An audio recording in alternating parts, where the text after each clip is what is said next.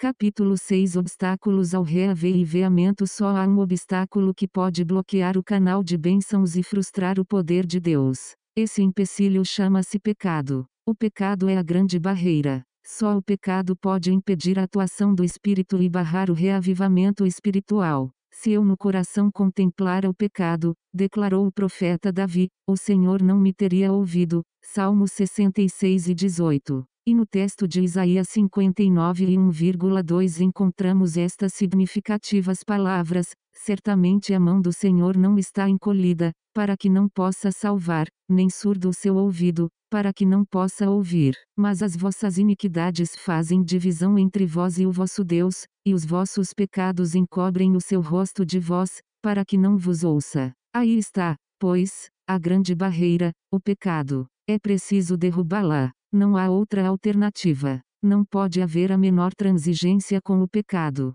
Deus não operará enquanto houver iniquidade encoberta. Lemos na passagem de Oséias 10:12 como segue: semeai para vós injustiça, ceifai o fruto do constante amor, e lavrai o campo de lavoura, porque é tempo de buscar ao Senhor até que venha e chova a justiça sobre vós. E em 2 Crônicas 7:14 é dada a promessa de benção. Aqui ela se baseia em condições inalteráveis: se o meu povo, que se chama pelo meu nome, declara o Senhor Deus, se humilhar, e orar e buscar a minha face, e se converter dos seus maus caminhos, então eu ouvirei dos céus, e perdoarei os seus pecados, e sararei a terra. Por isso, nada menos que um coração quebrantado em vista do pecado, nada senão completa confissão e restituição, será capaz de satisfazer a Deus. O pecado tem de ser totalmente abandonado. Está em foco não somente a tristeza por causa das consequências do pecado, e da punição imposta contra o pecado, mas o próprio pecado em si, pois é crime de lesa divindade, gravíssima ilegalidade cometida contra Deus. O inferno é feito de remorso, por causa do castigo ali recebido. Não há autêntica contrição, nem verdadeiro arrependimento. O homem rico não proferiu uma única palavra denotativa de tristeza em face de seus pecados contra Deus, ver Lucas 16:29,30. Davi, embora culpado tanto de homicídio quanto de adultério, viu seu pecado como se fora cometido exclusivamente contra Deus, ver Salmo 51:4. O remorso não é a verdadeira tristeza que conduz ao arrependimento. Judas, embora despedaçado pelo remorso, jamais se arrependeu. Ora, só Deus é poderoso para nos proporcionar um coração contrito e quebrantado, bem como a tristeza que resulta em confissão e abandono de pecado. E coisa alguma inferior a isso pode ser suficiente. Os sacrifícios para Deus são o espírito quebrantado, a um coração quebrantado e contrito não desprezarás, ó Deus. Salmo 51:17. O que encobre as suas transgressões nunca prosperará, mas o que as confessa e deixa, alcançará misericórdia. Provérbios 28:13. Somente reconhece a tua iniquidade, reconhece que transgride contra o Senhor teu Deus. Jeremias 13:13. É muito comum que vejamos pessoas se ajoelhando perante o altar, invocando a Deus com aparente e profunda angústia de coração, as quais, no entanto, nada recebem do Senhor. E também é experiência comum que grupos de pessoas se reúnam para noites de oração, pedindo reavivamento, no entanto suas orações não são respondidas. Qual é a dificuldade? Onde está o obstáculo? Permitamos que a palavra de Deus nos forneça a resposta: as vossas iniquidades fazem divisão entre vós e o vosso Deus, e os vossos pecados encobrem o seu rosto de vós, para que não vos ouça. Dessa maneira, a primeira coisa que nos convém fazer é descobrir os nossos pecados. A seguir, compete-nos endireitar os nossos caminhos tortuosos, remover-lhes as pedras e os espinhos. Somente depois disso é que podemos rogar, movidos pela fé e grande expectativa, que nos sejam derramadas muitas chuvas de bênçãos. Ora, é absolutamente necessário que erradiquemos os nossos pecados, um por um, eliminando cada um deles em separado. Para tanto, façamos a nós mesmos perguntas discriminadas abaixo. É possível que sejamos culpados de alguns desses delitos, e que Deus fale aos nossos corações: 1. Tenho perdoado a todos? Há em mim alguma malícia, algum despeito ou ódio, violenta inimizade em meu coração? conservo ressentimentos, ou tenho me recusado a fazer reconciliação. 2. Fico irado, em meu peito ferve a cólera, é verdade que ainda perco a paciência, a ira ocasionalmente me arrasta por onde ela bem entende. 3. Há algum resquício de inveja em mim? Quando alguém é preferido, e eu desprezado, sinto-me degradado, cheio de despeito. Tenho inveja daqueles que sabem orar, falar ou fazer muitas coisas melhor do que eu. 4. Perco a paciência e fico irritado. As pequeninas coisas me irritam e aborrecem, ou antes me mantenho sempre gentil, calmo e imperturbável em todas as circunstâncias. 5. Sinto-me ofendido com facilidade, quando os outros deixam de notar minha presença ou passam por mim sem dirigir-me a palavra, fico ofendido. Se a outros é atribuída grande honra, ao passo que eu sou negligenciado, como me sinto? 6. Há algum orgulho em meu coração? Fico soberbo? Dou excessiva importância à minha posição e às minhas realizações pessoais? 7. Tenho sido desonesto? Meus negócios são francos e estão acima de suspeitas? Nosso metro tem 100 centímetros e nosso quilograma tem 1000 gramas? Trabalho 8 horas honestas?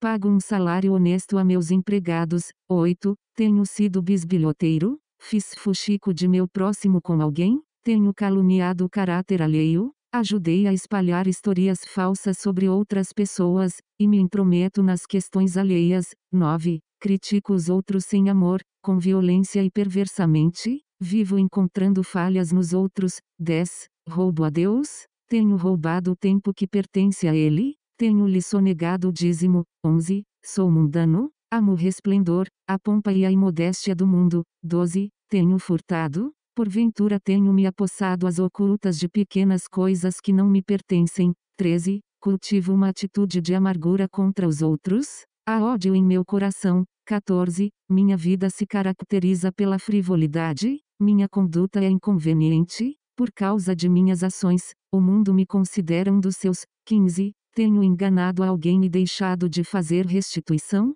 Deixei-me escravizar pelo espírito de Zaqueu antes da conversão? Ou, como Zaqueu convertido, estou devolvendo as coisas, pequenas e grandes, pertencentes a outrem? Devo restaurar o ferido, desfazer o mal, reparar tudo que Deus me mostrou? 16. Mostro-me preocupado ou ansioso? Tenho deixado de confiar em Deus quanto às minhas necessidades temporais e espirituais? Vivo pensando nas dificuldades, antes mesmo delas surgirem no horizonte? 17. Tenho sido culpado de pensamentos sensuais? Permito que a minha mente acolha imaginações impuras e ímpias? 18. Sou veraz no que digo, ou antes exagero as coisas, ou as diminuo, e assim transmito impressões falsas? Tenho sido mentiroso? 19. Sou culpado do pecado de incredulidade? A despeito de tudo quanto ele tem feito por mim, continuo recusando-me a confiar na sua palavra? Sou dado a murmurações e queixumes? 20.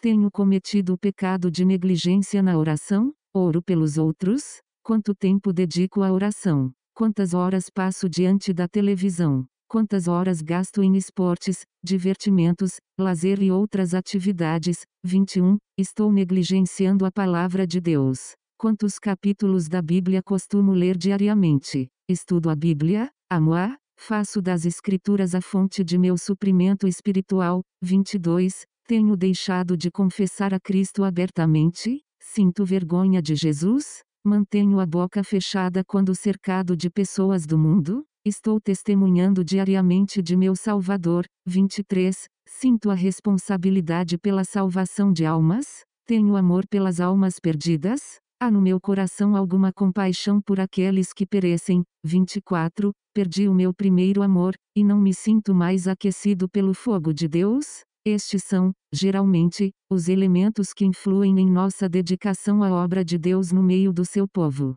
Sejamos honestos e apliquemos ao nosso comportamento a designação que nos cabe com a toda a propriedade. Pecado é o vocábulo usado por Deus. E quanto mais depressa admitirmos que temos cometido pecado, e estivermos dispostos a confessá-lo e abandoná-lo, mais cedo poderemos esperar que Deus nos ouça e opere com seu poder infinito. Portanto, vamos remover o obstáculo, tudo quanto serve de pedra de tropeço, antes de dar outro passo. Mas, se nós nos julgássemos a nós mesmos, não seríamos julgados. 1 Coríntios 11:31. Já é tempo que comece o julgamento pela casa de Deus. 1 Pedro 4:17. Em nossa época, noite após noite sermões são pregados sem que haja transformações, sem que se obtenham quaisquer resultados palpáveis.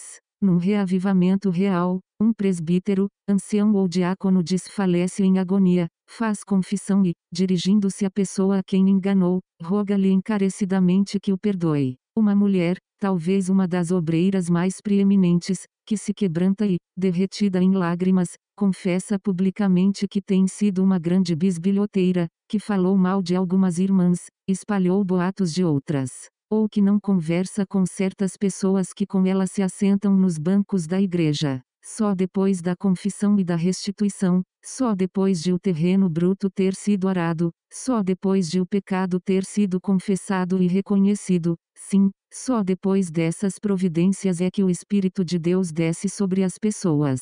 Nunca antes. Só assim é que o reavivamento espiritual se estende por toda a comunidade. Geralmente há apenas um pecado, um só empecilho, como Asa, no acampamento do povo de Israel. Mas Deus põe o dedo na ferida, no ponto exato, e não o retira enquanto a ferida não houver sido sarada, enquanto o pecado não for confessado e abandonado. Assim sendo, apreciemos antes de mais nada a oração de Davi. Ei-lo que clama: sonda-me, ó Deus, e conhece o meu coração, prova-me e conhece os meus pensamentos. Vê se há em mim algum caminho mau, e guia-me pelo caminho eterno. Salmo 139, 23,24. Tão logo o obstáculo do pecado tenha sido removido, Deus desce em poderoso reavivamento espiritual. Uma cidade plena de igrejas, grandes pregadores, homens eruditos, música grandiosa, coros e órgãos. Se tudo isso falhar, o que fazer?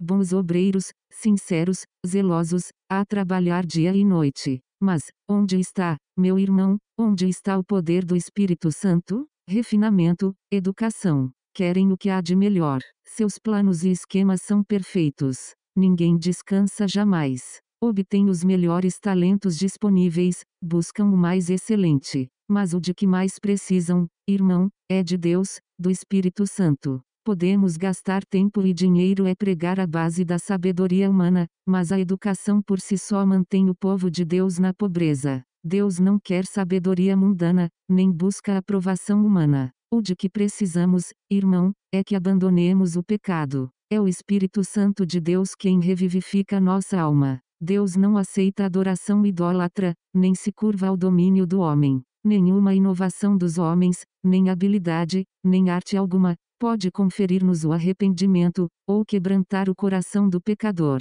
Podemos gloriar-nos em conhecimentos, linda música, grandes sucessos, ótimo equipamento, o que há de melhor. Mas nada disso nos pode abençoar. Deus quer vasos puros e limpos, lábios ungidos pela verdade, homens cheios do seu Espírito, que anunciem sua mensagem. Grande Deus, vivifica-nos na verdade. Guarda-nos todos os dias, para que todos reconheçam que vivemos conforme oramos. O braço do Senhor não se encolheu, ele ainda se deleita em abençoar, desde que nos afastemos do mal, abandonemos o pecado.